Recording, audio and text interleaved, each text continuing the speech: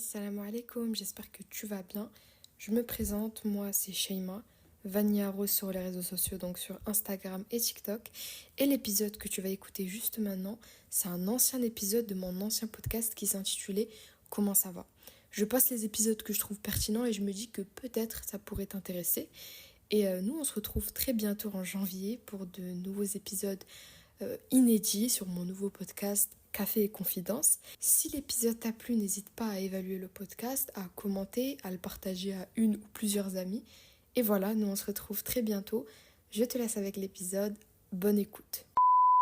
Assalamu alaikum. J'espère que vous allez bien, que vous vous portez très bien, que vous êtes posé tranquillou en écoutant ce petit épisode. Aujourd'hui, on se retrouve pour un sujet euh, qui me tenait énormément à cœur et que je voulais faire depuis le début, en vrai de vrai. Genre, depuis la création du podcast, je sais que c'est un sujet qui m'intéresse et que j'avais envie d'aborder. Parce que voilà, comme vous savez, sur le podcast, on aborde des thèmes tels que l'islam, tels que la santé mentale ou même le développement personnel, entre guillemets. Et donc, du coup, je me suis dit que c'était obligé de parler de ça. Donc, dans ce podcast, nous allons parler d'anxiété, d'angoisse, d'overthinking, de rumination. Bref, quelque chose que je pense on a tous déjà au moins vécu une fois dans notre vie. Donc, dans cet épisode de podcast, on va parler de quoi? On va parler d'anxiété. On va la définir, on va voir les différents types d'anxiété. On va trouver des solutions aussi pour essayer d'en sortir. Et je vais aussi vous parler de mon expérience personnelle par rapport à ça. Vraiment l'objectif de ce podcast, parce que je sais qu'il y a beaucoup de personnes qui souffrent d'anxiété, et vraiment mon objectif c'est que ça puisse aider au moins une personne parmi vous, parce que voilà, je sais à quel point ça peut être quelque chose de difficile dans la vie de tous les jours. Donc déjà, je pense avant de commencer, ce serait bien de définir l'anxiété, donc je vous ai sorti une petite définition. L'anxiété est une émotion désagréable qui combine des symptômes physiques, donc le cœur qui bat fort, la respiration difficile, des tremblements, etc. Et des pensées anxieuses, donc de l'inquiétude, de la rumination, des obsessions, des doutes, des craintes. Donc l'anxiété, en vrai, on en a tous déjà ressenti, c'est une émotion qui est normale, tu vois, et qu'on ressent tous. En revanche, elle devient problématique quand elle commence à persister, en fait, et à devenir excessive. Et il y a plusieurs exemples à ça. Par exemple, si même après avoir vécu une situation préoccupante, t'es toujours stressé, ou si par exemple il n'y a aucune raison à ton stress, que c'est quelque chose de constant en fait, que tu subis toute la journée et que ça commence finalement en fait à t'handicaper dans la vie de tous les jours, à partir de ce moment-là, on peut considérer ça comme être un signe d'un trouble anxieux. Ok? Donc je suis pas psychologue, mais je trouve que c'est important quand même de parler des termes psychologiques avant de rentrer dans le vif du sujet. Parce que peut-être que certaines personnes sont touchées d'un trouble anxieux et qu'elles ne le savent pas. D'ailleurs, n'hésitez pas en vrai de vrai à consulter si vous voyez que ça devient trop compliqué à gérer. Mais ouais, je pense que c'est toujours important de remettre les pendules à l'heure, comme on dit. Donc, il faut savoir qu'il y a différents types de troubles anxieux, en fait. Je vais vous sortir les principaux types. Il y en a encore beaucoup plus. En numéro un, déjà, on a la phobie spécifique, c'est-à-dire avoir peur de quelque chose en particulier, comme par exemple l'arachnophobie, donc avoir peur des araignées, avoir peur de l'avion, bref, quelque chose de très spécifique en fait. Et quand on va être confronté à cette chose-là, ben, les symptômes vont commencer à venir, donc de la panique, des attaques de sueur, des tremblements. On essaye à tout prix d'éviter cette chose ou cette situation. Ok? Donc ça, c'est une peur en vrai que pas mal de personnes peuvent avoir, déjà, à différentes échelles d'ailleurs. En numéro 2, on a l'anxiété sociale, donc qui est comprise avec l'anxiété de performance. En gros, c'est une peur intense des situations sociales ou des situations de performance. Donc on a peur d'être jugé ou être embarrassé devant un public. D'ailleurs, c'est l'un des types d'anxiété que j'ai pu avoir par le passé. Je rentrerai dans les détails un peu plus tard. Mais du coup, pour les symptômes de ce trouble anxieux, on peut retrouver la rougeur, la transpiration, la nausée, des tremblements, la peur de parler en public, etc. etc. Faut savoir que ça varie énormément d'une personne à une autre.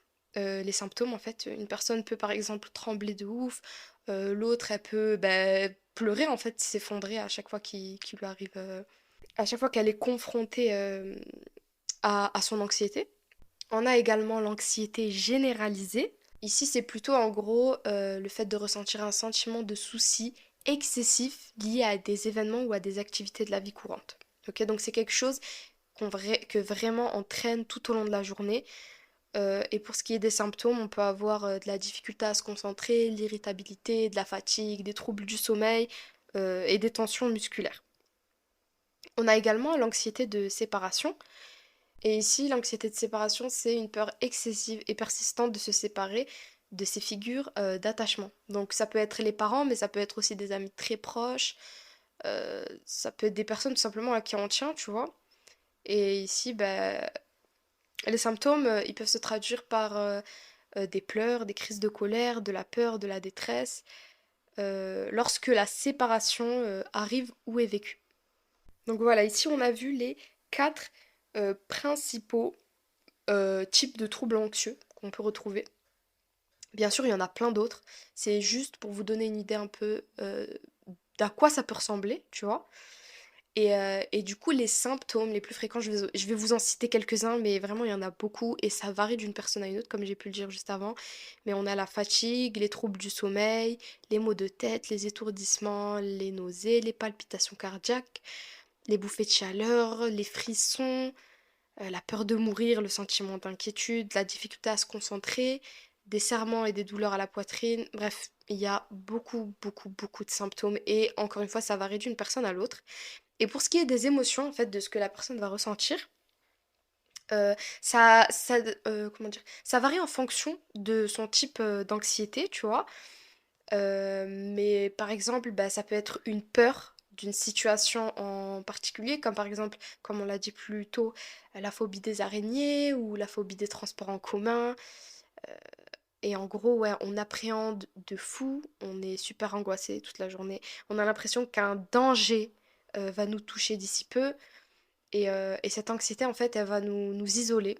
Elle va nous isoler de la vie courante, de la vie de tous les jours, parce que finalement, on va commencer à l'associer à tout ce qui nous entoure, comme euh, le travail, la santé, les proches, l'argent et même des choses matérielles. Voilà. Une personne anxieuse, très souvent, elle peut se demander en fait qu'est-ce qui va lui arriver, ou elle peut se demander, elle peut avoir comme des tocs, est-ce qu'elle a bien fermé la voiture, des pensées de vulnérabilité, elle peut, comment dire, elle peut être super dure avec elle-même, elle peut avoir peur d'avoir mal agi envers quelqu'un, elle peut avoir peur de se faire renverser par une voiture. Encore une fois, ça dépend du trouble anxieux de la personne en question. Voilà, donc très souvent, les personnes anxieuses, elles réfléchissent beaucoup, elles suranalysent tout, et la plupart du temps, une personne angoissée, elle va avoir trois façons en fait de traduire entre guillemets son anxiété. Tout d'abord, elle peut chercher à éviter toutes les situations qui peuvent la mettre dans un inconfort ou un événement qui est susceptible de créer de l'anxiété chez elle. Donc ici, on parle de conduite d'évitement. C'est le fait d'éviter à tout prix certains types de situations. Elle peut aussi également mettre en place en fait des stratégies qui vont lui permettre d'affronter les situations anxiogènes, comme par exemple se faire accompagner. Et ça, c'est quelque chose que je faisais beaucoup. Ou alors, elle peut répéter des actes de façon rituelle pour calmer son angoisse. Par exemple, en se rangeant les ongles, ou que sais-je, tu vois. Et ici, on parle plutôt de compulsion. Voilà, là, on a vu ce que c'était l'anxiété, voilà, pour qu'on ait une image générale dans la tête, qu'on puisse savoir un peu plus ce que c'est. Et peut-être que toi qui m'écoutes là, tu peux voir si tu penses que t'es une personne anxieuse ou pas du tout. Mais du coup, maintenant, on va voir les conséquences de l'anxiété et pourquoi ça peut être quelque chose de nocif et de problématique, en fait, finalement, pour la personne qui va le ressentir. Donc déjà, pour ce qui est des troubles psychologiques, l'anxiété, elle peut provoquer de l'irritabilité, de l'impulsivité, de la dépendance affective, de la difficulté à se concentrer, comme on a pu le dire plus tôt, des baisses de performance intellectuelle, l'incapacité à faire des projets, un désintéressement du quotidien, une vision négative de l'avenir, une peur irrationnelle et sans fondement. Et ensuite, pour les troubles physiques, on a des troubles digestifs, des nausées, perte d'appétit, incapacité à manger, au contraire de l'hyperphagie ou de la boulimie. On peut avoir des tensions musculaires, des fourmillements, des palpitations, des douleurs à la cage thoracique, des insomnies, de la fatigue, des vertiges, bref. Il y a énormément de, de troubles physiques, vraiment. Et de troubles psychologiques également, j'ai pas tout dit. Mais l'anxiété, vraiment, c'est quelque chose, en fait, ben, non seulement déjà, ça peut te gâcher ta vie, tu vois, mais ça peut clairement te rendre malade, en fait, à long terme. Et ouais, ça peut t'empêcher de, ça peut t'empêcher de vivre ta vie normalement, tu vois. Et je trouve personnellement qu'on n'en parle pas assez, en fait. Qu'on n'en parle pas assez. J'ai l'impression que depuis le Covid, on met un peu plus en avant la santé mentale. Mais en règle générale, j'ai l'impression que la santé mentale, on la sous-estime beaucoup, alors que c'est tellement important. C'est-à-dire que, en fait, sans ta santé mentale, tu peux rien faire. Tu vois ce que je veux dire? Là, bien sûr, je parle de troubles comme la dépression, l'anxiété, etc. Tu vois, je parle pas juste d'une simple déprime que t'as une fois tous les 3 semaines, tu vois. Mais en fait, c'est vraiment super négligé.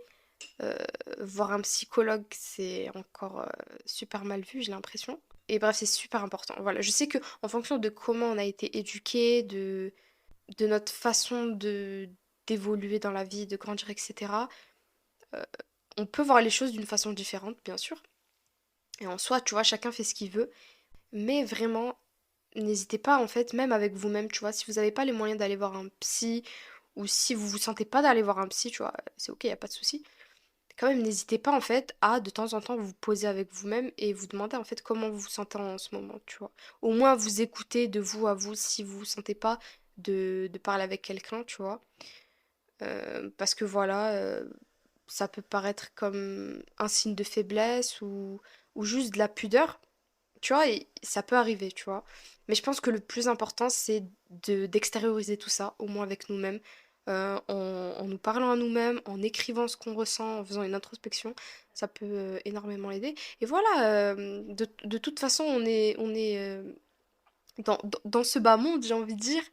On vit des épreuves et on en vivra encore jusqu'à la fin de notre vie, tu vois. Et ça fait partie du jeu, j'ai envie de dire, tu vois. Mais du coup, c'est important de, de temps en temps de vérifier ce qui se passe à l'intérieur parce que c'est vraiment pas bon de laisser tout ça traîner. Tu vois, c'est pas bon de laisser tout ça s'accumuler, etc., etc. Du coup, voilà, c'était un petit disclaimer. Maintenant, je vais vous parler de mon expérience et puis après, Inch'Allah, on va voir des solutions. Et franchement, les solutions, c'est pas pour vous les vendre. Mais, alhamdoulilah, tu vois, j'ai un livre sur la psychologie et l'islam. Et dedans, il y a vraiment trop, trop, trop de bons conseils. Je vais aussi, du coup, vous donner des conseils par rapport à mon expérience et par rapport à ce que j'ai pu vivre. Et ce qui vraiment a pu m'aider. Vraiment, en fait, il y a énormément d'alternatives au niveau des conseils et des astuces à appliquer. Et ça, je trouve que c'est très bien parce que du coup, vous pouvez l'adapter bah, à vous-même, tu vois. Il y a des trucs que peut-être vous vous sentez moins de faire, eh ben, il y a d'autres trucs, t'inquiète pas, tu vois. La liste est chargée en fait. Mais du coup, pour parler de mon expérience, alors moi déjà, alhamdoulilah, je vais beaucoup mieux. Je dirais pas que je suis une meuf super chill, que je réfléchis jamais. Non, non, non, voilà. Je fais partie de la team des overthinkers, comme on a pu le dire avec Sheima dans un précédent épisode de podcast. C'est-à-dire que je suis une personne qui réfléchit beaucoup, qui réfléchit trop, qui suranalyse, qui se remet beaucoup en question et qui, de base, dans les situations de la vie courante, stresse un peu plus que la moyenne, je pense. Tu vois, donc voilà, tout ce qui est oraux, tout ce qui est appelé au téléphone. C'est des trucs de base que j'aime pas faire, tu vois. Et j'ai toujours été quelqu'un de plutôt timide dans ma vie. Mais il y a eu une phase où ça a été beaucoup, beaucoup plus compliqué que d'habitude. Et cette phase-là, sans surprise, c'est après le Covid. Oui, oui. Après ce qui s'est passé du coup en 2019 avec le Covid et du coup avec le confinement. Donc on a été confinés pendant super longtemps chez nous. La vérité, je vous mens pas, je me rappelle plus exactement combien de temps. Mais je me rappelle qu'à ce moment-là, moi, je suis vraiment pas beaucoup sortie de chez moi, tu vois. Pour recontextualiser, à ce moment-là, j'ai été au lycée, j'étais en seconde, j'aimais pas le lycée, la vérité. Et je sais qu'il y a plein de gens qui disent, ouais, Tu verras, le lycée, c'est les meilleures années de ta vie. Et franchement, même maintenant, en étant sortie du lycée, ça me manque pas. J'ai pas cette nostalgie du lycée, tu vois. Du coup, ouais, je pense que ça dépend des gens, ça dépend des expériences, etc.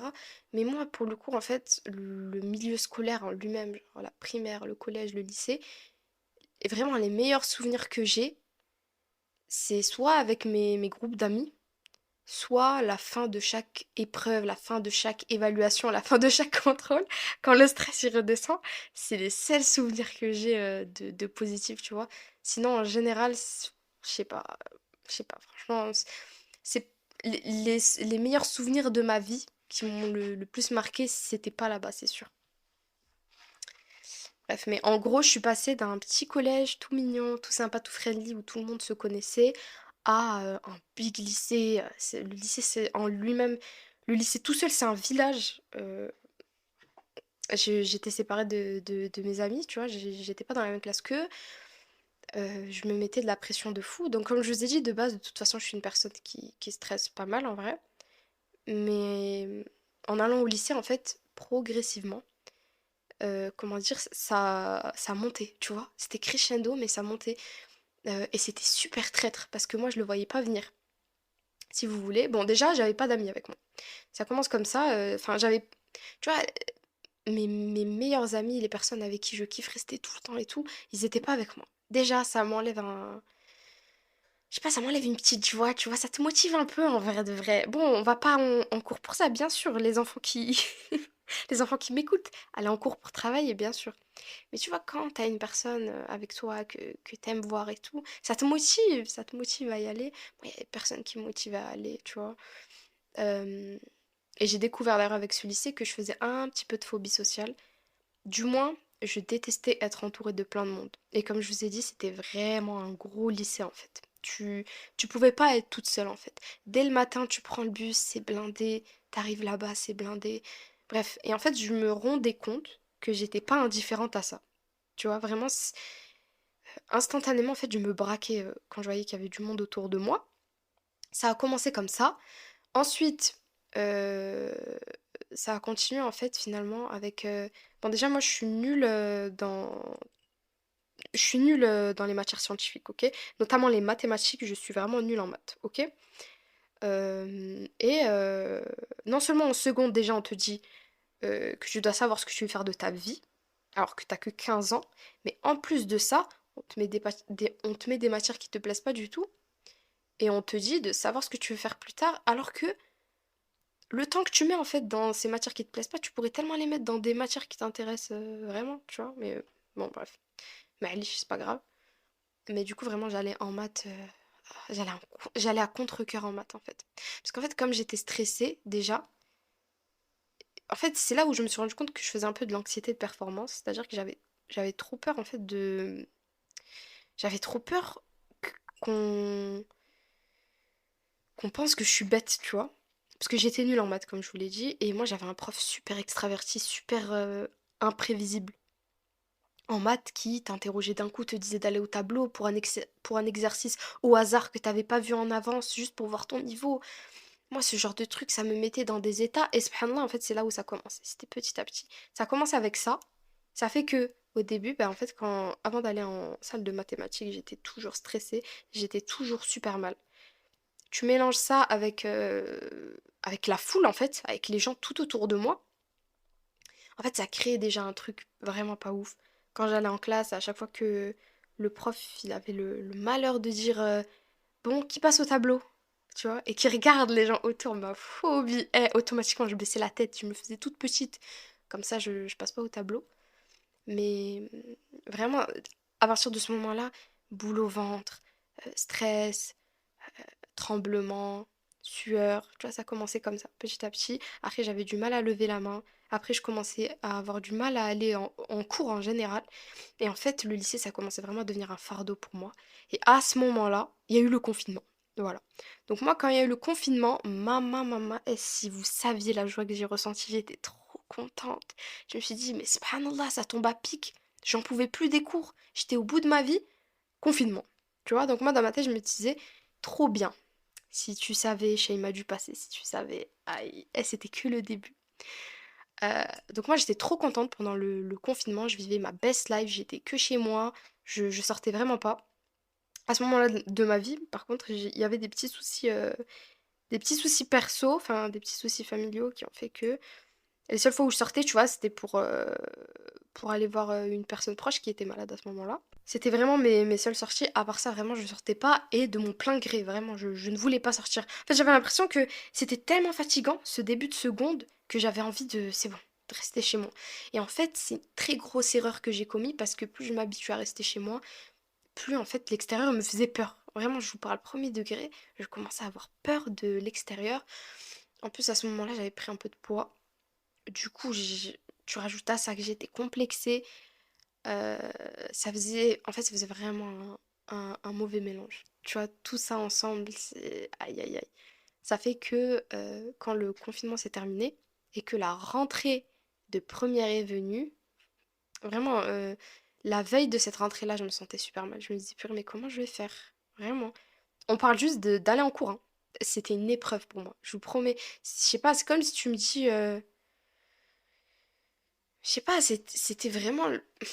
En fait, encore une fois, même en première, c'était vraiment crescendo, comme je vous ai dit. Mais pareil, en première, j'avais peur de lever la main. Quand il pouvait y avoir des oraux, je me sentais pas bien. Tu vois, ça commençait comme ça. Et en fait, plus les jours passaient, et, et plus c'était pire, en fait. Et je commençais à me rendre compte qu'il y avait des pensées anxieuses, en fait, qui venaient dans ma tête et qui m'empêchaient d'aller en cours. Comme par exemple, vraiment, c'est fou, hein. Mais déjà, à partir du moment où j'entendais mon réveil et que je savais que je devais aller en cours, boule au ventre. Instantanément, boule au ventre. Je me lève et tout, je me prépare. Le moment où il faut que je mette mes chaussures, vraiment, je commence à pleurer. C'était devenu un rituel. À chaque fois que je mettais mes chaussures pour sortir de chez moi, pour m'apprêter à sortir, je pleurais. Et de là, les questions ont commencé. Purée, qu'est-ce qui va se passer aujourd'hui? Purée, là, je vais sortir. Peut-être que je vais croiser des gens. Si je croise des gens, est-ce qu'il faut que je les regarde? Qu'est-ce qu'ils vont penser de moi? Qu'est-ce qu'ils vont dire de moi? Est-ce qu'il faut que je dise bonjour? Si je dis bonjour, peut-être qu'ils vont pas me répondre. Si je dis pas bonjour, peut-être qu'ils vont penser que je suis mal polie. Mais je suis pas mal polie du tout. Bref, tu vois, des pensées comme ça. Tu vois, je vous ai fait une petite démo des pensées qui peuvent qui peuvent te venir en tête. Mais vraiment, c'est ça toute la journée. Sans aucun mensonge, toute la journée, t'as des pensées et des questions irrationnelles, des questions futiles qui t'arrivent dans la tête en fait. Et, et en fait, moi je suis une personne qui malheureusement, j'arrivais pas à faire le tri dans mes pensées. C'est-à-dire qu'une personne normale, tu vois, qui est pas spécialement anxieuse ou stressée, elle va, euh, elle va percevoir, tu vois, ces mauvaises pensées, ces west là, et elle va pas y prêter attention en fait. Elle va les laisser passer. Moi en fait, le souci, c'est non seulement j'avais énormément de west énormément de mauvaises pensées, mais en plus de ça, je les calculais une par une, je les analysais une par une, et d'autres pensées venaient de ces pensées-là. C'était vraiment un cercle vicieux.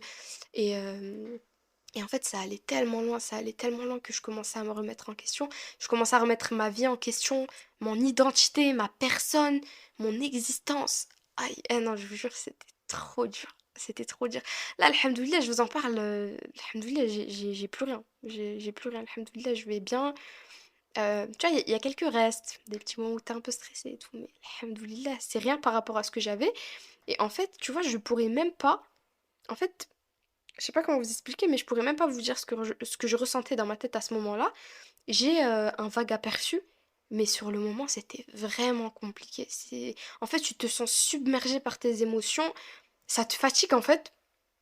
Ça te fatigue mentalement, ça te fatigue physiquement, parce que toute ton énergie de la journée que tu dois mettre dans les tâches quotidiennes, que tu dois mettre dans les cours, dans le travail, dans juste tes objectifs personnels, toute cette énergie-là, tu la gâches. euh, Enfin, tu la gâches. Je dis ça comme si, comme si c'était la faute de la personne. Non, mais en gros, toute cette énergie-là, tu la mets dans toutes ces pensées qui te viennent. Ça fait que tu es constamment fatigué. Comme on a pu le voir dans les symptômes, vraiment, moi, c'était ça. J'étais tout le temps fatiguée, des gros soucis de mémoire, des gros soucis de concentration. Tu vois, j'ai du mal en fait à me concentrer quand quelqu'un me parle parce que moi, dans ma tête, je suis en train de répondre à toutes ces questions, tu vois. À ce moment-là, plus aucune estime de moi-même. Et là, on parle même pas de confiance en soi, on parle d'estime. de soi-même, vraiment, c'est hard à dire ça, mais vraiment, tu vois, pour moi, j'étais rien. Genre, je n'avais aucune valeur. C'est fou, je n'avais aucune valeur. Et ouais, malheureusement, j'étais beaucoup trop fragile mentalement à ce moment-là. Et déjà, j'étais super dure avec moi-même. Ça fait qu'en fait, à la moindre remarque de, d'un proche ou d'une personne lambda, moi, je la prends sans aucune pincette. Je la prends au sérieux, en fait. Tu vois? Je suis arrivée à un moment où j'étais super irritable. J'étais tout le temps à fleur de peau. Je, Vraiment, j'étais toujours stressée au point où à un moment, ça s'est transformé en phobie scolaire et j'allais plus du tout en cours. J'étais tout le temps absente, je venais plus. Je venais plus du tout. Parfois, il m'arrivait de me lever, d'aller jusqu'en cours et arriver au portail avant de rentrer au lycée, ben, je faisais demi-tour et je rentrais chez moi. Ou bien, j'allais dans la classe de copine à moi, tu vois. Et c'est là où, comme on a pu le voir tout à l'heure, dans les comportements d'une personne angoissée, elle peut mettre en place des stratégies permettant d'affronter les situations anxiogènes. Se faire accompagner, par exemple, comme on a pu le dire. Et moi, c'était vraiment ça. La seule façon pour moi en fait, de pouvoir surpasser mon anxiété en public, c'était d'être avec des amis super proches, des amis en qui j'ai confiance et que j'aime énormément. Vraiment, à ce moment-là, c'est comme des agents de sécurité pour moi. C'est une dinguerie de dire ça, mais je vous promets que c'est la seule façon pour que je me sente bien.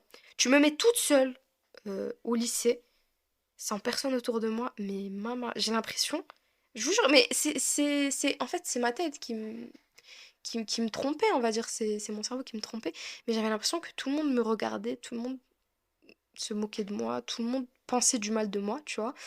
Et au fur et à mesure de déconstruire tout ça, moi je suis allée voir personne, je suis pas allée voir de psy.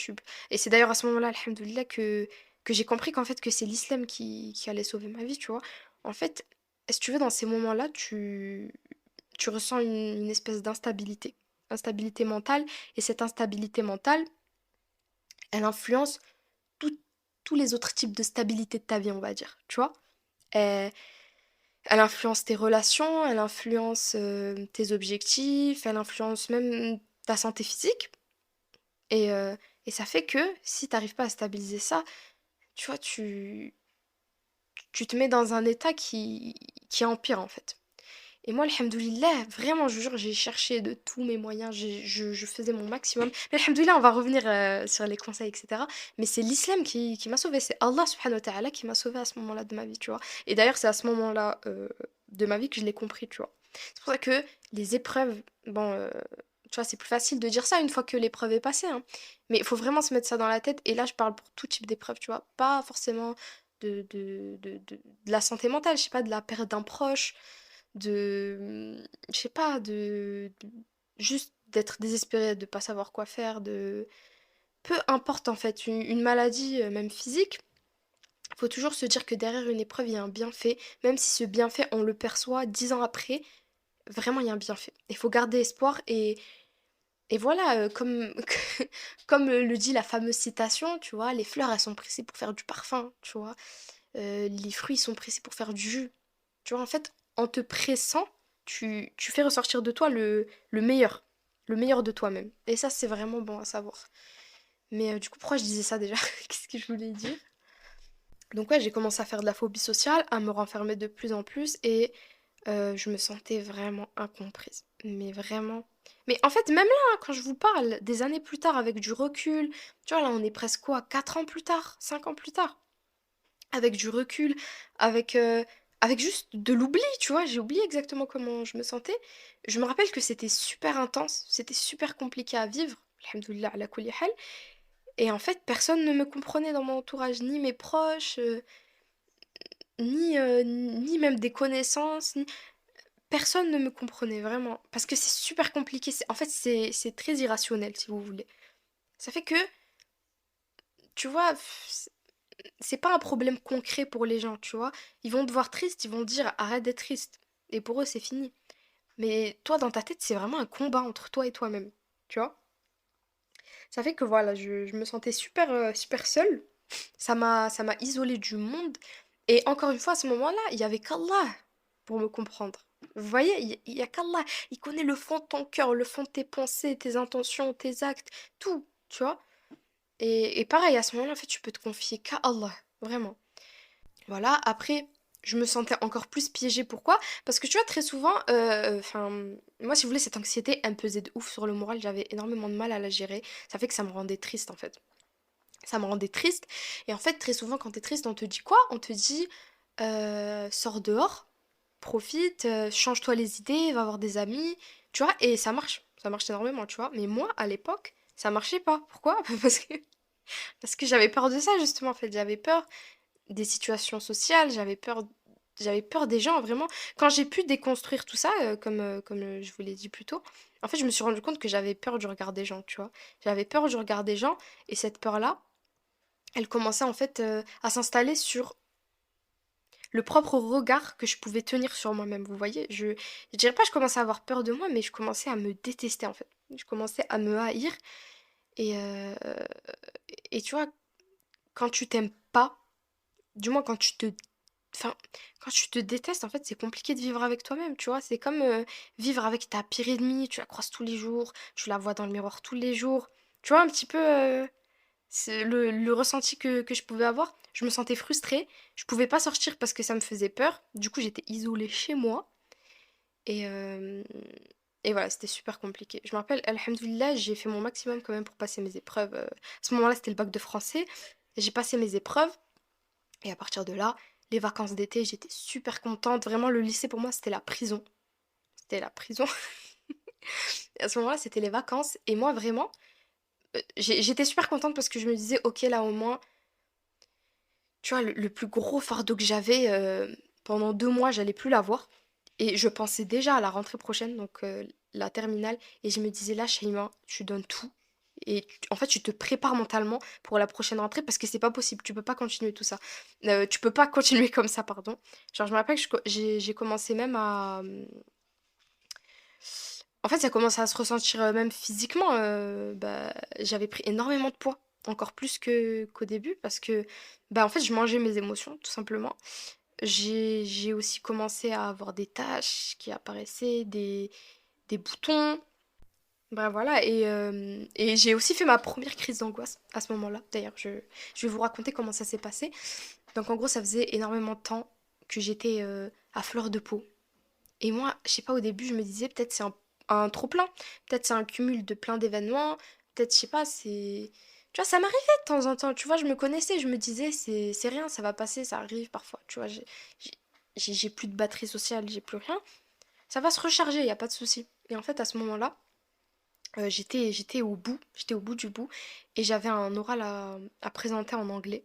J'avais LLCE, pour ceux qui savent et qui ont eu ça. Donc voilà, des oraux. Et j'avais une prof super sévère. Cette prof, maman, j'ai rien contre elle, hein. Bonjour madame, si vous passez par là, ça m'étonnerait. Mais vraiment, en fait, sa pédagogie et sa façon de faire les cours, vraiment, ça n'allait pas avec moi, en fait. Juste, ça me faisait trop peur. Je vous dis la vérité, genre, ça me stressait énormément, vraiment. Et bref, j'arrive ce jour-là en cours, déjà, je suis pas bien. Pareil, hein, comme d'habitude, comme j'ai pu vous dire, je me lève, j'entends le réveil, boule au ventre, je mets mes chaussures, je pleure.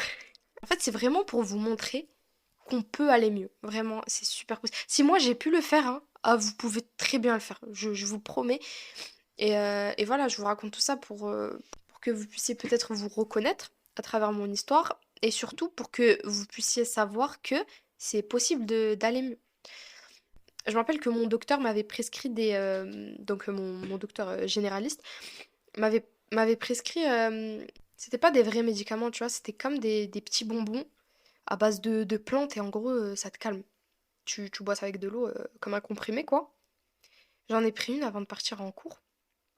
Et vraiment, dans le bus, en fait, ça m'a fait des effets secondaires super chelous. Et en fait, ça a aggravé mon anxiété. C'est-à-dire que j'étais dans le bus et il y avait les gens qui parlaient autour de moi. Et dans ma tête, vraiment, euh, je sais pas comment vous expliquer, mais je ressentais ça fois 1000. Mes mains, elles commençaient à trembler. Je me sentais super mal. Vraiment, j'ai commencé à pleurer dans le bus et tout. Je voulais juste sortir du bus. Ah oui, bien sûr, mon cœur, il battait super fort. J'avais du mal à respirer. Je me sentais étouffée, en fait. Vraiment, je me sentais pas bien du tout. Et en sortant du bus, je me rapproche du portail. Et je repense à l'oral, hein, pendant tout le long, je pense à l'oral. Pareil, j'ai mal au ventre et tout. J'imagine les pires des scénarios, vraiment. Moi, à ce moment-là, quand j'imaginais un scénario, c'était pas, vas-y, à la limite, tu prends zéro et t'es exclu. Moi, en fait, ce qui me faisait peur, c'était vraiment l'humiliation publique. Tu vois, c'était vraiment le truc à l'époque qui. En fait, tout ce qui peut s'associer au regard des gens, c'est quelque chose qui me terrifie. Vraiment, subhanallah. Et ça s'est déclenché avec le Covid, en fait, avec le fait de m'être habituée, en fait, à ne plus voir personne. C'est vrai que quand je me suis retrouvée avec des gens, je sais pas, j'ai pas réussi à me réadapter à ça, tu vois. Et bref, en rentrant par le portail, il y avait un gros groupe de personnes, donc une grosse foule. Je crois que c'était des amis, mais pas que en vrai, il y avait de tout. Enfin, il y avait plusieurs groupes d'amis en gros, qui eux s'apprêtaient à sortir du lycée. Et moi, je rentrais. Ça fait que j'allais les croiser. Dans ta tête, tu dis quoi? Tu dis oui, c'est juste des élèves qui vont sortir du lycée. Dans ma tête, je sais pas, c'est comme si tu mets des screamers, des monstres devant moi, ou je sais pas. J'avais le même ressenti, vraiment. Je les ai vus de loin, je me suis dit non, non, va falloir que je passe à côté d'eux et tout. Ils arrivent à mon niveau. Moi, à ce moment-là, je bouillonne d'émotions. Je me sens pas bien physiquement, comme je vous ai dit, je tremblais, je pleurais, je me sentais pas bien et tout et tout. À ce moment-là, ils arrivent vers moi. Ils rigolaient entre eux. Eh, vraiment, c'était chill. Je sais pas pourquoi, dans ma tête, j'avais l'impression qu'ils. Je me rends compte que je suis en train de raconter ça là. Ah, purée. Je me rends compte que je suis en train de raconter ça. Bref, moi, je sais pas, à ce moment-là, j'ai l'impression en fait qu'ils rigolaient de moi, alors que pas du tout, vraiment pas du tout, mais je sais pas. J'avais l'impression que qu'on se moquait de moi et de là, pouf, crise d'angoisse, ma première crise d'angoisse à ce moment-là. Bah, j'ai commencé à avoir des vertiges, j'ai éclaté en sanglots, je tremblais. euh, je... Même au niveau de ma vue, en fait, tout devenait flou un peu. J'avais du mal à marcher, en fait. J'avais l'impression de rebondir, c'était trop chelou. Euh, je tremblais, j'avais des sueurs froides, des frissons, bref, j'avais tout mélangé. Et bref, j'ai compris direct que je faisais une crise d'angoisse. Et je me suis éloignée tout simplement pour pleurer dans mon coin. J'ai séché mes larmes et après je suis partie faire l'oral. Mais à ce moment-là, j'ai compris que, ok, ça commençait à aller un peu trop loin. Le lendemain, j'ai refait une crise d'angoisse. Moi, personnellement, mes crises d'angoisse, elles durent vraiment très très peu de temps. Voilà, je pense une minute max. Peut-être, ouais, une minute, 2 minutes, tu vois. Mais les conséquences derrière, ça faisait qu'en fait, je me sentais pas bien pendant longtemps derrière mes crises d'angoisse. Mais du coup, voilà. Je crois que je vous ai fait le topo. Je vous ai raconté comment ça s'est passé. Et maintenant, je vais vous raconter en fait comment j'ai fait pour, alhamdoulilah, me sentir beaucoup mieux, pour pouvoir faire des oraux beaucoup plus facilement, pouvoir parler au téléphone beaucoup plus facilement, pouvoir faire des sorties en extérieur sans. Vraiment, par contre, tout ce qui est phobie sociale, les foules, les gens en général, alhamdoulilah, c'est vraiment une phobie que je n'ai plus du tout. Je peux parfois me sentir un peu inconfortable quand je suis toute seule dans la rue, mais puisque de base je suis quelqu'un d'assez casanière. Mais alhamdoulilah, vraiment, quand je vous dis que je suis passée du tout au tout, encore aujourd'hui, vraiment 5 ans plus tard, quand je sors dans la rue et que je vois que je suis trop contente. Genre, il y a le soleil et tout, je suis là, je marche et tout.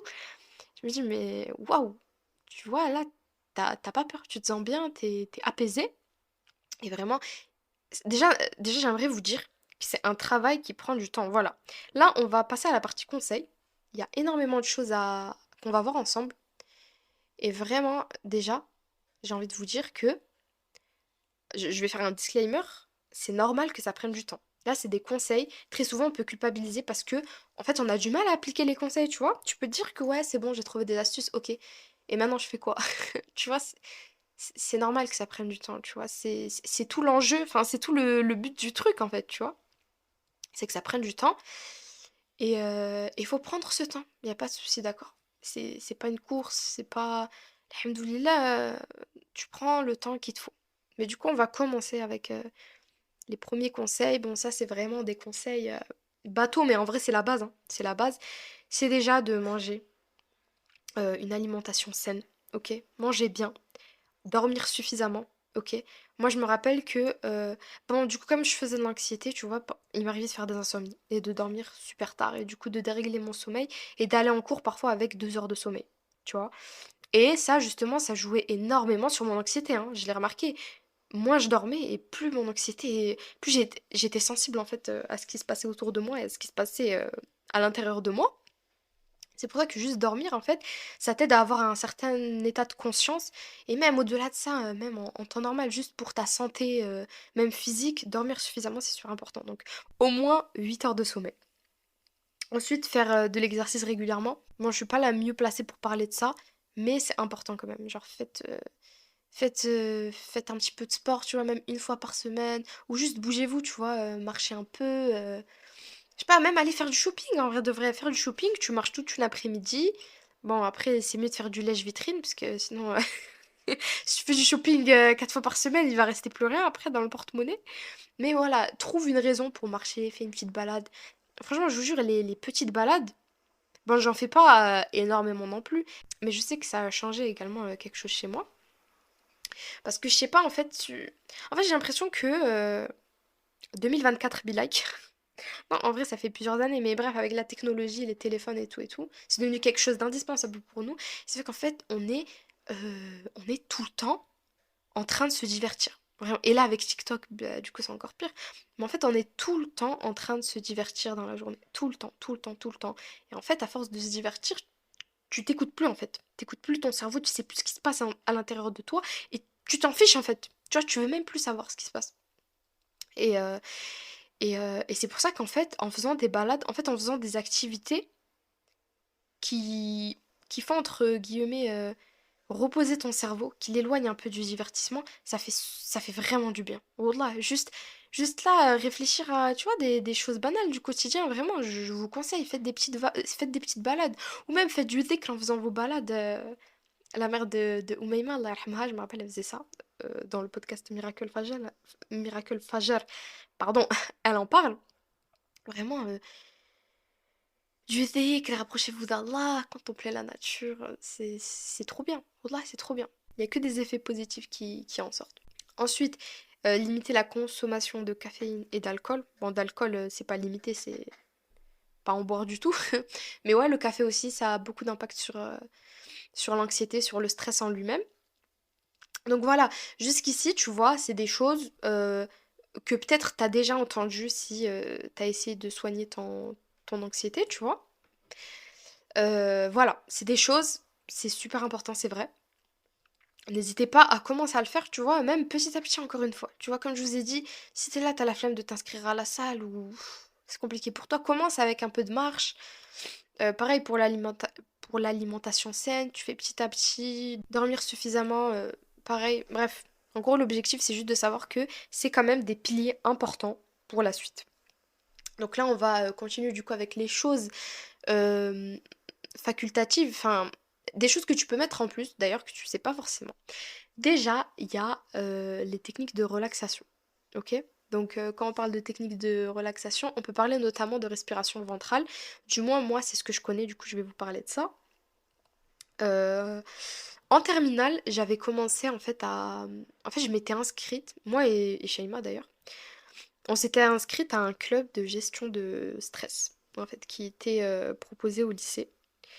Il y avait que toutes les deux, hein. Quasiment, il y avait personne à ce club. Du coup, c'était encore mieux pour nous, tu vois, on se retrouvait toutes les deux avec du coup la personne qui s'en occupait. Et franchement, ça a changé quelque chose encore une fois. En gros, si vous voulez, elle nous a appris tout simplement à pratiquer la respiration ventrale, à être attentif à sa respiration. Parce qu'en fait, très souvent, quand t'es stressée, quand t'es anxieuse, tu respires super vite, tu t'en rends même pas compte et tu fais pas attention en fait à ta respiration. Et plus tu respires vite, plus ça te stresse tout simplement. Donc ouais, elle t'apprend en fait à respirer doucement, à te concentrer sur ta respiration. Parce que très souvent en fait, quand t'es anxieux, c'est parce que t'as peur d'un événement qui va se passer, donc un événement futur, ou bien tu rumines des choses qui se sont passées. J'aurais pas dû faire ça, pourquoi il s'est passé ci, pourquoi j'ai parlé comme ça, pourquoi j'ai dit ça, tu vois. Ça fait qu'en fait tu te concentres soit sur le passé, soit sur le futur. Et en fait, il n'y a rien de plus présent que ta respiration, tu vois. Si tu te respires sur ta respiration, bah là tu peux tester carrément en écoutant le podcast. Si tu te concentres sur ta respiration, vraiment de façon profonde, en étant vraiment concentré, mais en fait ça va te ramener dans le moment présent et tu vas voir que ça va t'apaiser, tout simplement. Du coup, ça c'est quelque chose qui m'a beaucoup aidé, notamment quand j'avais des oraux, tu vois, parce que à l'époque, Vraiment, j'avais vraiment du mal à gérer mon stress. Ouais, quand venait le moment où je devais passer à l'oral, ça pouvait partir en crise d'angoisse et après je pouvais me retrouver à l'infirmerie.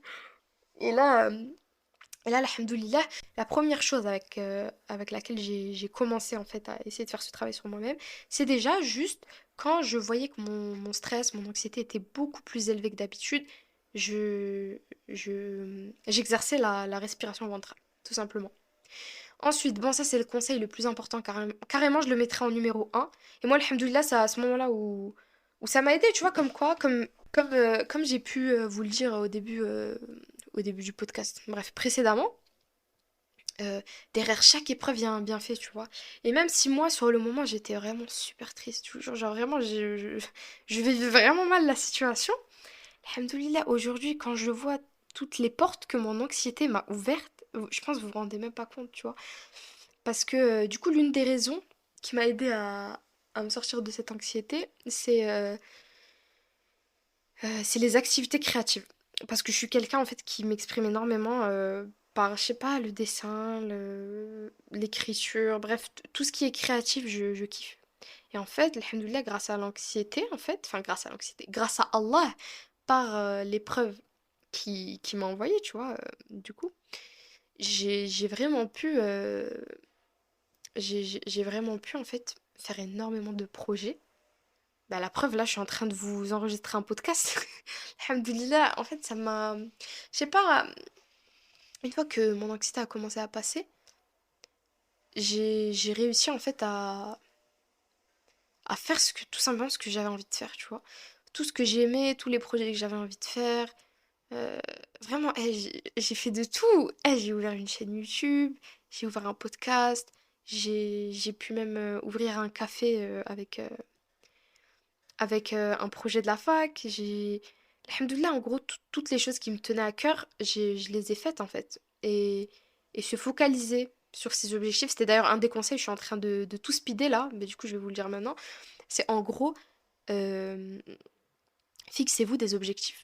Fixez-vous des objectifs parce que en vous fixant des objectifs d'ailleurs qui vous tiennent à cœur, ça va vous permettre de, de penser qu'à ça en fait. Et enfin de penser qu'à ça. De penser en partie à ça et de mettre un peu de côté votre anxiété et vos pensées qui vous parasitent.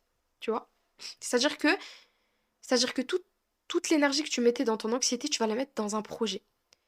Et ce projet-là, que ce soit une réussite, que ce soit une défaite, même s'il n'y a pas vraiment de défaite en vrai, tu sauras juste comment mieux le gérer la prochaine fois. Bref, en fait, si tu veux, ces projets-là, en fait, ils vont tout simplement monter la confiance que tu pourras avoir en toi-même. Du moins, la confiance en soi, c'est pas le bon terme, tu vois, parce qu'en vrai, on a confiance qu'en Allah, donc le tawakkul, sur lequel nous allons revenir bientôt, là. C'est plus... euh, c'est pas vraiment de la confiance, si vous voyez. C'est mal traduit en français, mais c'est plus s'affirmer, en fait. S'affirmer et savoir qu'on est capable de faire des choses, tu vois. Tu me captes? C'est quelque chose comme ça. Tu te rends compte que tu es capable de faire des choses, voilà, tout simplement. Et en faisant ça, ça te booste ton estime de toi et du coup, tu t'aimes un peu plus, tu t'accordes un peu plus de valeur. Tu te dis, ok, j'ai fait ça en vrai, c'est pas mal, tu vois. Et ça t'aide énormément. Après, je pense, le truc le plus important, et d'ailleurs à ce moment-là, il y a 5 ans, je m'attardais pas trop sur cette notion, tu vois, qui est le tawakkul ala Allah. Je savais ce que c'était, tu vois, faire confiance en Allah. Mais concrètement, tu vois, c'est quelque chose qu'on dit souvent, mais concrètement, tu vois, je l'appliquais pas en fait. Et vraiment, les amis, je me permets, vraiment le tawakkul ala Allah, c'est quelque chose dont je parle beaucoup parce que déjà c'est quelque chose d'important en islam, mais au-delà de ça, pourquoi j'en parle autant dans le podcast, c'est parce que c'est un podcast aussi qui est basé sur enfin qui parle de santé mentale. Et vraiment, en vrai, la clé pour aller mieux mentalement, c'est d'appliquer le tawakkul ala Allah.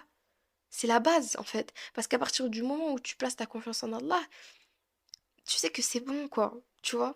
T'as plus à stresser, t'as plus à t'attrister, t'as plus à te poser 10 000 questions, t'as plus à te demander si tu vaux quelque chose. En fait, tu places juste ta confiance en Allah parce que tu sais qu'Allah, il a déjà tout écrit. Allah subhanahu wa ta'ala, il a déjà tout écrit. Euh, Toi, bien sûr, tu fais les causes, comme on le dit à chaque épisode. Tu fais les causes. Donc si tu Si tu as un projet, si tu veux faire quelque chose, toi, tu fais ce que tu peux faire, mais au-delà de ça, tu peux pas gérer le reste, en fait. Tu peux pas gérer le reste et tu te dois de laisser Allah s'occuper de ça. Parce que toi, t'es qu'un simple humain, vraiment. En fait, faut accepter ça. On est des humains, on est faible et on pourra jamais tout contrôler, tout anticiper, tout. Tu vois, en fait, c'est vraiment. Le tawakkul ala Allah, ça t'aide à lâcher prise. Ça t'aide à lâcher prise. Et avoir derrière.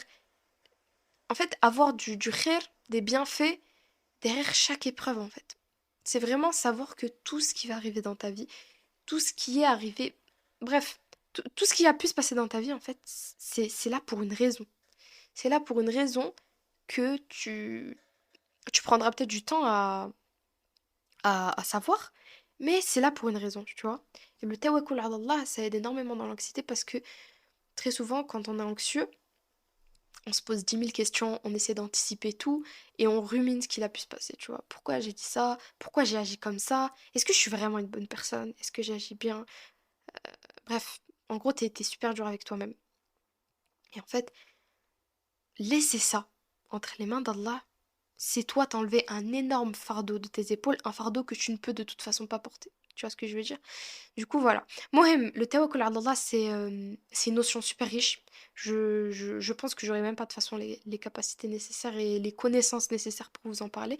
Du coup, vraiment, je vous propose tout simplement d'aller vous renseigner vous-même sur ça. Parce que c'est super important, c'est super intéressant et c'est super utile, en fait, pour nous les musulmans. Ensuite, je pense que pour réussir à réduire son anxiété, c'est important de faire une introspection sur soi-même. De différentes façons. Déjà une introspection au niveau religieux. Vraiment, c'est super important. Tu te poses avec toi-même et tu te dis, ok. Genre, en fait, vraiment, à la fin de la journée, quand t'es dans ton lit, quand tu t'apprêtes à dormir, avant de dormir, tu te demandes dans ta tête, ok, là, comment j'ai fait aujourd'hui pour me rapprocher d'Allah subhanahu wa ta'ala. Vraiment, tu te poses avec toi-même et tu dis, j'ai fait quoi aujourd'hui pour me rapprocher d'Allah subhanahu wa ta'ala? Est-ce que j'ai fait mes prières? Si oui, est-ce que je les ai fait à l'heure?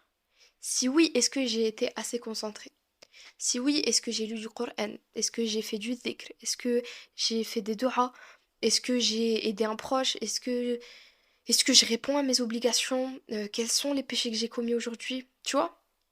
Une espèce d'introspection. Et très souvent, même la plupart du temps, l'anxiété, elle peut également venir en fait de nos péchés, hein. Et si tu veux, ta foi, plus tu vas faire des bonnes œuvres et plus elle va augmenter, plus tu vas faire des péchés et plus elle va baisser. Ok? Plus tu vas faire des péchés, plus tu vas avoir une baisse de foi et plus tu vas avoir du mal à placer ta confiance en Allah. Donc en gros, faut diminuer les péchés. Faut diminuer les péchés parce que les péchés, c'est ce qui t'éloigne d'Allah, c'est ce qui crée cette distance avec Allah.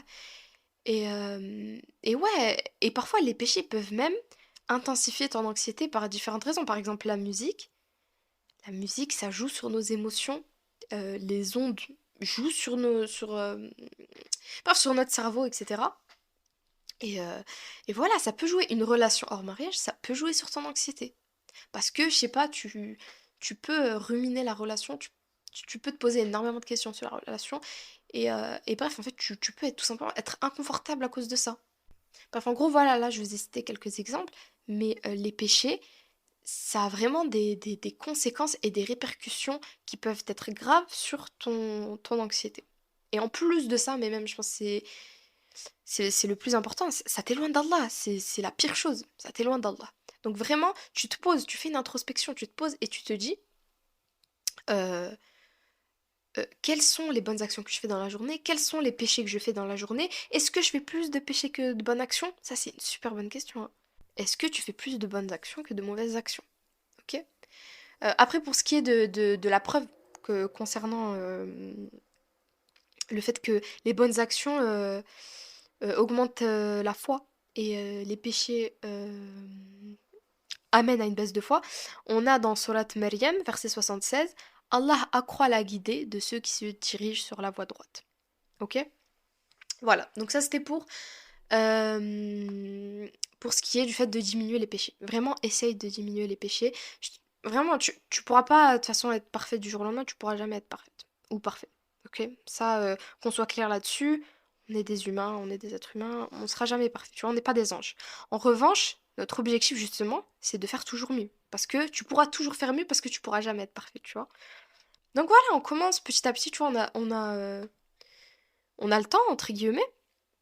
Tu commences, tu te poses et tu vois un péché que tu as l'habitude de faire et t'essaies tout simplement de le rayer ou de le diminuer au max jusqu'à réussir à l'abandonner. Comme la musique, par exemple. La musique, les relations en mariage, la médisance, la calomnie, etc., etc. Tu vois, vraiment, tu prends un péché que tu as l'habitude de faire et tu travailles dessus, tout simplement. À chaque fois que tu te rends compte que tu fais ce péché, tu te repens, tu demandes pardon à Allah, tu fais ton maximum pour pas recommencer. Et si tu retombes, eh ben tu recontinues. Voilà, tu fais comme ça. Qu'Allah nous facilite vraiment, qu'Allah nous pardonne nos péchés, ceux commis en public, ceux commis en privé, et qu'Allah nous permette de nous rapprocher de lui, qu'Allah nous permette de commettre énormément de bonnes actions. Amin, amin, amin. Ensuite, au-delà du fait d'essayer de faire des bonnes actions et de délaisser les péchés, il y a aussi un état d'esprit qu'il faut adopter qui rentre finalement dans le tawakkul, c'est en fait le fait de patienter. Le fait de patienter les épreuves, parce qu'au final, il n'y a pas grand-chose à faire d'autre, tu vois. Bien sûr, il y a plein de choses à faire en vrai de vrai. Je me contredis toute seule. Non, en vrai, il y a plein de choses à faire, mais tu sais que, en fait, tu sauras pas en vrai quand ton état d'anxiété passera. Tu vois ce que je veux dire? Moi, mon état d'anxiété, il a presque duré 1 an. Il peut durer 2 ans, il peut durer 3 ans, il peut durer un mois. Il y a des personnes qui sont anxieuses toute leur vie, tu vois, Allah alam.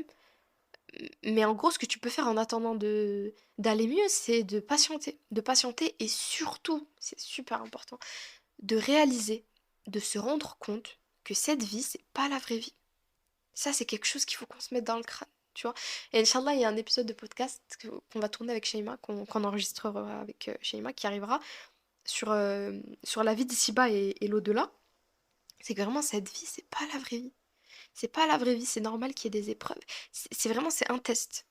Ton objectif dans cette vie, c'est de plaire à Allah et c'est de faire ton maximum pour l'adorer comme il se doit.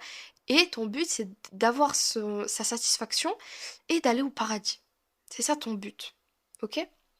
Et en fait, quand vraiment tu arrives à t'en rendre compte, les soucis de cette vie d'ici-bas, ils te paraissent, comment dire, si tu veux, la douleur que tu peux ressentir vis-à-vis des soucis que tu peux avoir ici-bas, ils vont s'atténuer. Ça va s'atténuer et tu vas te rendre compte que c'est un peu plus futile, même beaucoup plus futile que l'importance en fait que tu leur donnes. Je sais pas si tu vois ce que je veux dire.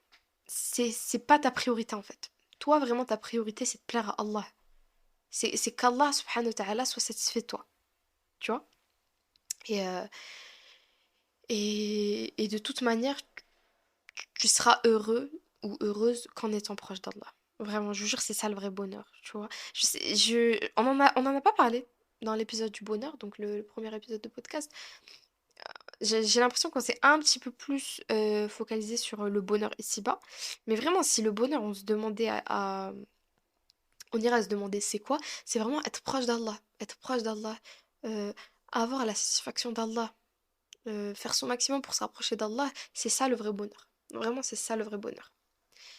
Euh, mais du coup voilà, bah, on a un verset justement enfin on a même plusieurs versets. On a un verset qui nous dit: Fais preuve de patience en restant avec ceux qui invoquent leur Seigneur matin et soir, désirant sa face, et que tes yeux ne se détachent point d'eux, en cherchant le faux brillant de la vie d'ici-bas. Et n'obéis pas à celui dont nous avons rendu le cœur inattentif à notre rappel, et qui poursuit sa passion, et dont le comportement est tout rancier. Surat al-Kahf, verset 28. On a aussi dans la sourate Dhariyat, verset 56, je n'écris les djinns et les hommes que pour qu'ils m'adorent. Ok? Donc c'est ce dont on parlait tout à l'heure. Et ensuite, on a un autre verset dans Surat al-Baqarah, verset 153, Allah est avec les endurants. Ok? Donc voilà, ça c'est juste pour mettre en avant l'importance de la patience. Et finalement, les bienfaits qui découlent du fait de patienter. Euh, Ensuite, on a quoi d'autre? On a le fait d'apprendre à se connaître. Là, je parle plus du côté caractère et personnalité. C'est super important d'apprendre à se connaître. Donc c'est quelque chose qui peut prendre du temps, en vrai de vrai, ça peut prendre toute ta vie en fait. De d'apprendre à te connaître, de toute façon, j'ai l'impression qu'on est toujours surpris par nous-mêmes, tu vois. Parfois ça nous arrive de d'agir d'une certaine façon ou de changer d'avis sur juste nos goûts et nos couleurs, tu vois. C'est pour ça que je te dis, tu pourras jamais te connaître à 100% parce que ton avis, ta personnalité, elle évoluera toujours au fur et à mesure du temps. Mais je pense et je crois que malgré ça, il y a des choses qui changeront pas et il y a des choses que tu peux savoir en fait. Tes défauts, tes qualités, tes compétences, euh, les choses que tu sais moins gérer. euh, Tu vois, tout ça, c'est des choses que tu peux savoir et qui peuvent t'aider en fait parce que tu peux t'en servir en fait comme outil euh, pour avoir plus confiance en toi, entre guillemets, tu vois. Si tu sais que t'es quelqu'un de plutôt généreux, que vraiment ça te dérange pas de donner sans compter, ben tu peux t'en servir en fait pour faire le bien et pour te sentir mieux. Là, tu peux me demander, mais comment je fais pour apprendre à me connaître? Tu t'analyses. Tout simplement, tu t'analyses dans les situations du quotidien, quand tu parles avec quelqu'un, quand tu fais quelque chose. Attention, je vous parle pas de suranalyser, de pas, euh, de pas être dans la critique négative envers soi-même, de pas être négatif avec soi-même, de pas être dur avec soi-même. Vraiment, ça c'est quelque chose vraiment aussi sur lequel je voulais insister. Ne soyez pas dur avec vous-même. Déjà, vos pensées, elles sont super méchantes. Elles sont super méchantes avec vous, tu vois. Elles sont super méchantes avec vous. Tu vois, vous devez... Excusez-moi, je commence à fatiguer de fou. Vous, au contraire, en fait, vous devez atténuer tout ça. Vous devez vous apporter cette petite dose de douceur, tu vois. C'est une phrase que, encore une fois, Oumaima dans Miracle Fajr disait beaucoup. Je suis désolée, mais je kiffe son podcast. Vraiment, c'est pour ça que j'en parle beaucoup, parce qu'il m'inspire beaucoup. Mais en gros, elle disait, parle-toi comme si... comme tu parlerais avec ta meilleure amie, tu vois. Donc ta meilleure amie, c'est une personne bah, avec qui tu essaies d'être bienveillante au max, c'est une personne que t'aimes beaucoup, que t'as envie d'aider, etc. Parle-toi comme ça, tu vois, ça t'aidera énormément en fait. Je vous jure, notamment dans tout ce qui est anxiété sociale, j'ai l'impression vraiment qu'on se déteste en fait, qu'on se déteste, qu'on s'aime pas du tout, etc. Et en fait, être dur avec soi-même, bah, ça arrangera pas les choses. C'est pour ça que voilà, même si t'as fait ton max aujourd'hui pour peut-être aller vers les autres, pour, euh, pour affronter tes peurs, même si tu vois que ça finit en crise d'angoisse, même si tu vois qu'au final t'as pas trop aimé tes actions, etc., sois pas trop dur avec toi-même. Tu vois, continue, reconnais tes torts et continue à faire mieux, tu vois. Du coup, voilà. Je vais un peu dans tous les sens, je suis désolée. Parce que, en fait, dans les conseils, je vois d'autres axes que je trouve importants d'aborder. Du coup, je suis désolée si je vais dans tous les sens. Ensuite, là, on va parler de quelque chose de un peu plus concret, donc une recette en plus qui est recommandée par le prophète alayhi salatu wassalam, c'est la talbina. Voilà. Je sais pas si vous en avez entendu parler, mais en gros, c'est de la bouillie ou de la soupe faite à partir de graines d'orge. Ok? Et on a un hadith concernant ça. Donc Aïcha radiallahu anha a dit que chaque fois qu'un de ses proches mourait, les femmes se rassemblaient pour les condoléances, puis se dispersaient, donc retournaient dans leur maison, à l'exception de ses parents et de ses amis proches. Donc Aïcha radiallahu anha ordonnait qu'une grande marmite de talbina soit cuite. Ensuite, le tarit, donc c'est un plat préparé à partir de viande et de pain, était préparé et la talbina était versée par-dessus. Et elle invitait sa famille à manger en disant: Mangez-en, car j'ai entendu le messager, alayhi salatu wassalam, dire: La talbina apaise le cœur du patient et le soulage d'une partie de sa tristesse. Donc, rapporté dans Sahih al-Bukhari et Muslim. Donc, la talbina, c'est quelque chose qui joue sur l'humeur, qui joue sur la tristesse ou l'anxiété que quelqu'un peut ressentir. Du coup, voilà, n'hésitez pas. En plus, voilà, c'est la sunna, c'est trop bien. J'ai déjà goûté, franchement, c'est super. Et ça apaise vraiment. J'ai vraiment senti que ça me relâchait un peu. Après, ça fait déjà plus d'une heure que je parle. Je vais essayer un petit peu de raccourcir pour les derniers conseils qui me restent.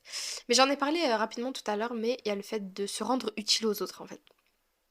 Se rendre utile aux autres, c'est super important. Déjà, Déjà, ça fait partie du comportement du musulman, en vrai de vrai, tu vois. De faire attention aux autres, de prendre soin des autres, etc. Mais en fait, si vous voulez, il y a un côté vicieux dans l'anxiété, du moins dans l'anxiété sociale. C'est le fait, en fait, d'être trop focalisé sur soi. Vraiment, je trouve qu'il y a un côté égocentrique. C'est pas de l'égocentrisme en mode. C'est pas du narcissisme.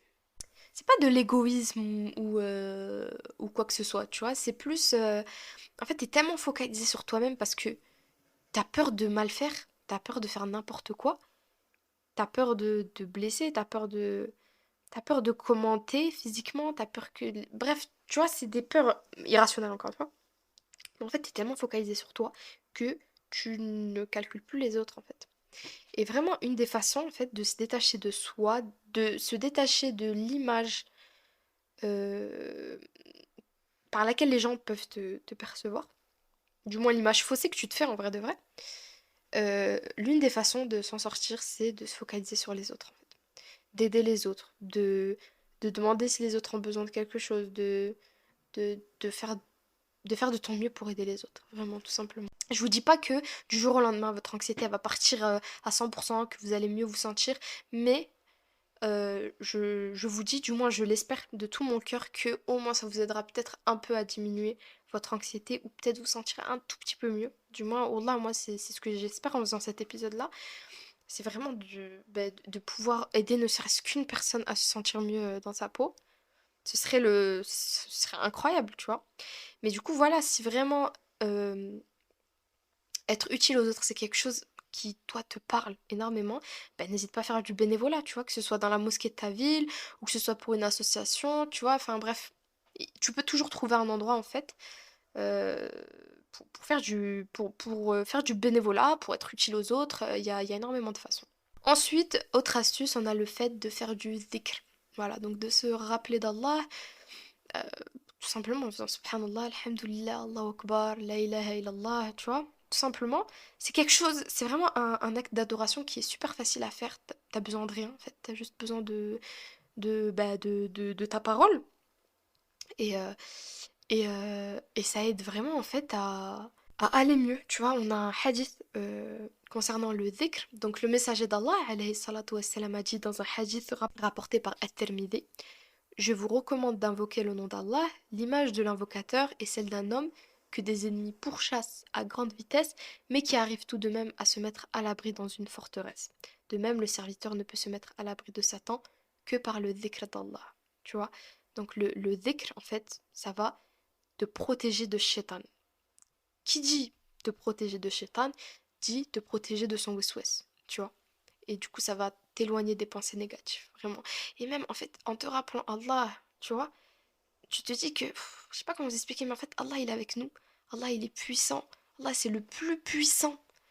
Vraiment, dis-toi ça, en fait. Quand tu commences à stresser, à te sentir mal, dis-toi, Allah, il est avec moi. Donc, pourquoi j'ai peur? Tu vois ce que je veux dire ou pas? Si je pourrais donner une autre astuce, mais en vrai, c'est une astuce plutôt logique, je trouve, c'est le fait de s'entourer de bonnes fréquentations, s'entourer de bonnes personnes. Moi, je sais qu'en terminale, je me suis retrouvée dans la même classe que Shaima. Et alhamdoulilah, ça m'a énormément aidé, hein. Vraiment, ça m'a énormément aidé parce que Shaima, c'est une fille que j'aime beaucoup. Parce que c'est une fille avec qui je peux être moi-même, tu vois, sans avoir peur de ses jugements. Et moi, justement, à ce moment-là, si vous voulez, mon anxiété sociale, elle était basée sur ça, sur la peur du regard des gens. Et Shaima, je me suis rendu compte que c'était une fille avec qui je pouvais être moi-même à 100%. Ça fait que quand je me retrouvais avec elle, tu vois, en fait, ça devenait ma safe place. Genre, j'étais posée avec elle, je me disais, purée, c'est trop bien. Tu vois, non, mais alhamdoulilah. En plus, ça m'a rapproché d'Allah. Donc, tu vois, en gros, ça m'a aidé, en fait, finalement, à me sentir mieux, tu vois, petit à petit. Et voilà, c'est super important. Et je pense, comme je vous dis, c'est un conseil basique. Je pense que la question, c'est plus comment trouver des bonnes fréquentations. Tu vois ce que je veux dire? Parce que tout le monde sait qu'avoir des bons amis, ça va t'aider en vrai dans la vie, tu vois, de n'importe quelle façon. Mais comment les trouver? Là, c'est plus compliqué, tu vois. Et franchement, force à toutes les personnes qui m'écoutent et qui savent pas sur qui compter. Et force à toutes les personnes qui m'écoutent et qui n'ont pas forcément d'amis et qui veulent se faire des amis, tu vois, mais qui peuvent pas forcément s'en faire.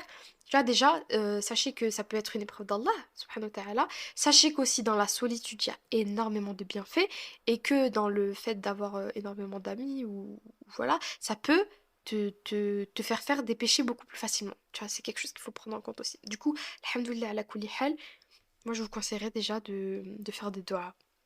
Faire des doigts et de demander à Allah de vous mettre dans votre vie des personnes euh, qui pourront vous aider tout simplement à aller mieux, des personnes qui peuvent vous élever vers le bien et qui peuvent vous rapprocher d'Allah subhanahu wa ta'ala. Vraiment, si... Après, si je peux donner un conseil, oui, peut-être trouver des amis filles à la mosquée en vrai de vrai, hein. Après, voilà, si vous allez pour prier, le but c'est pas de j'ai envie de dire de faire une big discussion ou jamais s'il faut prier, tu vois ce que je veux dire, mais je sais pas, s'inscrire à un cours d'arabe à la mosquée ou quelque chose dans le genre, ça peut peut-être faire en sorte que tu rencontres plus de gens et peut-être que tu pourras te nouer d'amitié avec ces personnes-là.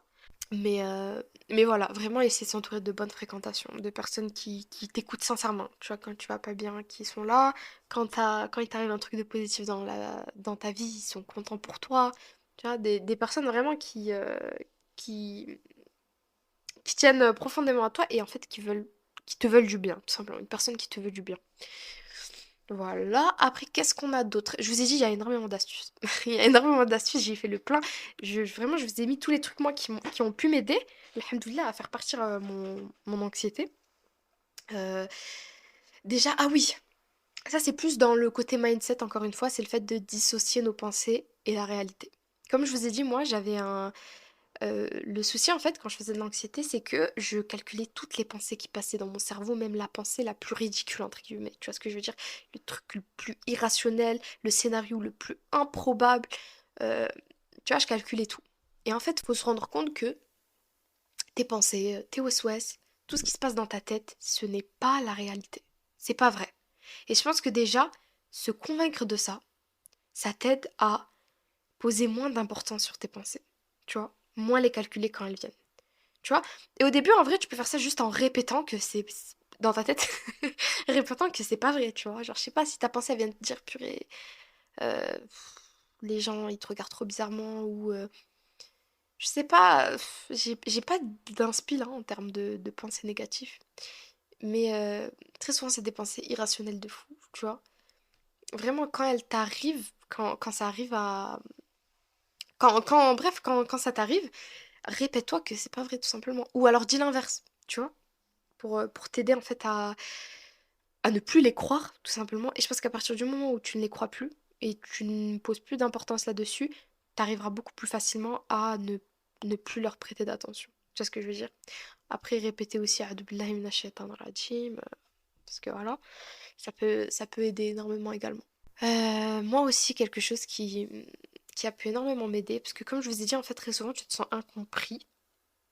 Et, euh, et en fait, quelque chose qui peut t'aider, en fait, c'est... Déjà, bon, je l'ai dit au début du podcast, mais extérioriser, c'est trop, trop, trop, trop, trop important. Vraiment, on néglige ça.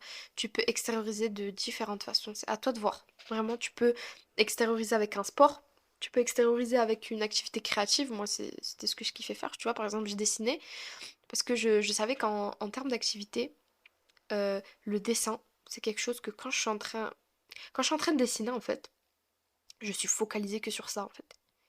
Et je ne pense plus à rien, en fait. Je suis focalisée sur le dessin. Et ça fait qu'en fait, je suis focalisée sur l'instant présent, comme on disait tout à l'heure. Et du coup, bah, te... ça t'enlève ton anxiété, entre guillemets, du moins, durant le temps où tu dessines, tu vois. Et moi, je sais pas, par exemple, je dessinais 1 heure par jour, et ça fait que dans la journée, j'avais 1 heure, par exemple, hein, durant laquelle je mettais en pause mon anxiété. Tu vois ce que je veux dire? Et en plus de ça, ça m'aidait à extérioriser mes pensées d'une façon créative, tu vois. Il y a quelque chose d'autre qui m'a énormément aidé aussi, c'est le fait d'écrire. Et je trouve même que c'est trop important, vraiment. C'est quelque chose que je fais depuis 5 ans, du coup. J'ai commencé à écrire durant ma période d'anxiété. Et c'est quelque chose que je pratique encore aujourd'hui, même si, alhamdoulilah, j'ai plus ce souci-là. Tout simplement parce que c'est trop bien. C'est trop bien, pourquoi? Parce que t'écris... En fait, c'est comme un journal intime, mais euh, plus mature, entre guillemets, dans le sens où l'objectif, en fait, de tout ce que tu vas écrire, c'est de nourrir ton introspection, de savoir ce qui va chez toi, de savoir ce qui va pas chez toi. Tu vois ce que je veux dire? Et, euh, et moi, en fait, ça m'a énormément aidé parce que je suis une personne de base qui est un peu impulsive, dans le sens où j'agis sans réfléchir, tu vois. Et ça, c'est pas bien. Et, euh, et en fait, si tu veux écrire ce qui m'arrive à chaud, quand j'ai une émotion, ça fait que quand je reviens dessus quelques jours plus tard, eh ben en fait, je prends du recul sur la situation et j'arrive à analyser pourquoi j'ai agi de cette façon, tu vois. Et voilà, et en fait, je pense que la situation la plus difficile à vivre, c'est ne pas savoir pourquoi tu as agi d'une certaine manière, tu vois. Avoir un espèce de point d'interrogation dans ton cerveau et tu te dis pourquoi j'ai réagi comme ça. Et écrire, je trouve que ça aide énormément à savoir pourquoi tu réagis de telle ou telle façon, parce que tu analyses en fait tout simplement tes pensées quand tu écris. Et écrire, ça m'a énormément aidé moi pendant ma période d'anxiété. Parce que voilà, toutes les personnes là qui peuvent vivre de l'anxiété, hein, que ce soit peu importe quel trouble anxieux, n'hésitez pas à écrire, ça peut énormément vous aider, je pense. Vraiment. C'est quelque chose qu'il faut pas négliger. Une autre astuce, bon ça c'est une astuce beaucoup plus concrète, en fait c'est le fait de sortir de sa zone de confort. Cette phrase, maman, on l'a entendue là. On l'a énormément entendu cette phrase. En gros, ce que je veux dire par sortir de sa zone de confort, c'est qu'à un moment, pour, euh, pour ne plus avoir peur de l'ours, bah, il faut le combattre. Voilà, j'invente des citations carrément. En gros, ce que je veux dire par là, c'est que à un moment, faut essayer de combattre sa peur, d'une façon ou d'une autre. Tu vois? Même vraiment à une toute. Vraiment à. Comment dire? À ton échelle, en fait. Tu vois? Il n'y a pas de bonne ou de mauvaise façon de sortir de sa zone de confort. Moi, je sais qu'au début, ce que je faisais avec ma phobie sociale, c'est que je m'entraînais juste à lever la main en classe. Voilà. Parce que même ça me terrorisait. Je m'entraînais à lever la main, tout simplement. Euh, C'était mon objectif de la semaine ou mon objectif de la journée. Je me disais, ok, là, quand je vais en classe, je lève la main. Ou je me disais, ok, aujourd'hui, quand je vais arriver devant la classe, je vais leur dire bonjour. Tu vois, vraiment, tu vois, c'est des choses qui peuvent vous paraître vraiment débiles, entre guillemets, mais sur le moment, c'était vraiment compliqué pour moi. Et alhamdoulilah, ça m'a énormément aidé, vraiment faire petit pas par petit pas. Tu vois, quand c'est bon, j'avais des facilités à lever la main, quand j'avais des facilités à dire bonjour aux autres. Parce qu'en fait, si tu veux, ton cerveau, il se met en état de survie, en fait. Parce que pour lui, tu vas mourir. Voilà. Quand tu te retrouves devant ces actions qui te font peur, ton cerveau, lui, t'envoie un signal parce qu'il a peur pour toi. Il pense que tu vas mourir. C'est pour ça qu'il t'envoie les symptômes, tu vois, genre le cœur qui bat, les tremblements et tout. En fait, c'est pour prévenir ton corps qu'il y a un potentiel danger devant toi, tu vois. Et en fait, lui montrer que en faisant cette activité, donc par exemple en levant la main en classe, ou en disant bonjour à des personnes, ou en, je sais pas moi, se porter volontaire pour aller au tableau, tu vois, ou se porter volontaire pour appeler la pizzeria, tu vois. Tout ça, c'est des choses qui vont être super compliquées à faire au début, mais ton cerveau, à force de voir qu'en faisant ça, finalement, bah, il se passe rien, t'es bien, tu vois, t'es pas en situation de danger, et ben il va tout simplement petit à petit se relâcher en fait et tout simplement arrêter de t'envoyer ces signaux-là et tous les symptômes que tu peux éprouver juste après, tu vois. Donc voilà, c'est une question de constance et d'endurance. Je vous dirais qu'en fait, il faut faire des efforts. Enfin, à partir du moment où tu vois, t'as plus ton anxiété, où ça s'est super diminué, je pense que c'est important de faire un peu des efforts de temps en temps. Parce que moi, du coup, je peux le voir même aujourd'hui. Mais ça m'arrive de justement avoir un pic d'anxiété parce que justement, ça fait trop longtemps que je suis pas sortie de ma zone de confort, entre guillemets, tu vois. Et du coup, ton cerveau, il te remet ben, dans cette espèce de truc où, comme ça, tu le fais pas trop, bah, ça lui fait peur, tout simplement. Tu vois? Du coup, voilà. Essaye de sortir de ta zone de confort. Quand on parle de zone de confort, on parle pas d'ouvrir 7 business, d'essayer d'avoir 10 000 voitures, de... Ah, je sais pas comment vous expliquer, mais très souvent, quand on parle de zone de confort dans le développement personnel, on voit ça comme quelque chose de très péjoratif. Euh, Parce que, je sais pas, en vrai, je peux comprendre pourquoi on voit ça de façon négative, mais moi, je vois ça vraiment. Pour moi, sortir de sa zone de confort, c'est juste tester quelque chose de nouveau, quelque chose pas, qu'on n'aurait pas pensé à faire en temps normal, tu vois. Et ça peut être vraiment quelque chose de minuscule, comme aller dans un nouvel endroit, tu vois. Même si, tu vois, c'est pas quelque chose de minuscule pour quelqu'un pour qui c'est important. Vous voyez ce que je veux dire ou pas? Je suis pas en train de minimiser les peurs de chacun, mais je pense que ça peut t'aider en fait à toutes les échelles, tu vois. Du coup, voilà, je vois, j'ai beaucoup parlé. Aïe, et je vous ai dit que c'est un sujet qui m'intéresse trop et qui me tient énormément à cœur. Vraiment, Wallah, cet épisode-là, ça me tenait trop à cœur de le faire. Parce que tu vois, je peux comprendre que ça puisse être quelque chose de difficile à gérer, tu vois. Et, euh, et alhamdoulilah, tout est possible, vraiment. Donc là, s'il y a des gens qui m'écoutent, qui perdent espoir ou quoi, vous inquiétez pas, hein. Vous inquiétez pas. Très souvent, en fait, quand on est en plein milieu d'une épreuve, on a l'impression que ça va jamais s'arrêter, tu vois. On a l'impression qu'on est coincé. Mais non, toutes les choses ont une fin. Et pas que les bonnes. On arrive au dernier conseil. Et c'est un conseil qui m'a énormément aidé. Et je pense que c'est un conseil qu'il faut pas mépriser. En vrai de vrai, euh, moi, c'est quand j'ai découvert le développement personnel. Je sais que le développement personnel, c'est quelque chose qui... je sais pas, j'ai l'impression que c'est un truc un peu controversé, tu vois. Il y a des gens qui kiffent de fou, il y a des gens qui détestent, tu vois. Et moi, bah, si je vous donne mon avis déjà sur le développement personnel, je pense qu'il y a différents types de développement personnel. Et je pense que le développement personnel, en fait, tu peux plus t'en servir comme un outil ou comme un moyen de te cultiver que un véritable courant de pensée, comme par exemple, bah moi, tu vois, je suis musulmane et je sais que toutes mes réponses, je vais les trouver dans l'islam, dans le Coran et dans la sunna du prophète, alayhi salatu wassalam. Tu vois, je le sais. Le développement personnel, en fait, ça peut aider. En fait, c'est comme un outil, tu vois. Je vois pas ça comme un courant de pensée que j'applique à 100% ou je... Tu vois, je sais que ces dernières années, ça a été quelque chose qui a été énormément capitalisé, si je puis dire. Et moi, vraiment, je, je suis d'avis en fait qu'il y a différents types de développement personnel et qu'il faut juste aller vers le type de développement personnel qui te va. Tu vois, il y a des personnes qui ont besoin de quelque chose de super militaire, d'astuces super allez, on y va, non, non, non, tu vois. Et il y a des gens qui ont besoin de quelque chose de beaucoup plus doux, de quelque chose où tu prends ton temps. Tu vois ce que je veux dire? Moi, je pense que ça dépend de la personne, tout simplement. Et ça dépend de comment tu prends les informations que tu lis. Moi, en tout cas, je sais que c'est à ce moment-là de ma vie où j'ai commencé à m'intéresser au développement personnel. Encore aujourd'hui, ça m'arrive de temps en temps d'en lire, même si c'est plus trop ma priorité, je vous mens pas. Mais je sais que à ce moment-là de ma vie, j'essayais tout simplement de comprendre ce qui m'arrivait. Tu vois ce que je veux dire?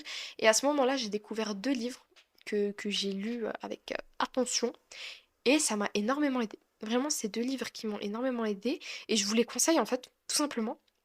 On a déjà Oser l'optimisme de Catherine Testa. Donc en gros, c'est un livre tout simplement qui vous montre énormément de façons d'éprouver de l'optimisme dans sa vie de tous les jours. Voilà, tout simplement. Et Catherine Testa, je vous jure, à la fin du livre, j'ai commencé à la kiffer comme si c'était une amie à moi. En fait, si vous voulez, quand vous êtes anxieux, ben, il y a zéro positif dans votre tête, vous êtes full négativité, full pessimiste. Ok?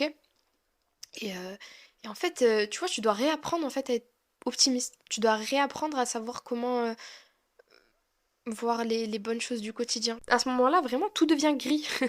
Et en fait, il faut réapprendre à voir le réel, à voir le bien autour de toi. Et, son livre, je me rappelle qu'il m'a pas mal aidé, vraiment, parce qu'il te montre en fait comment faire, tu vois.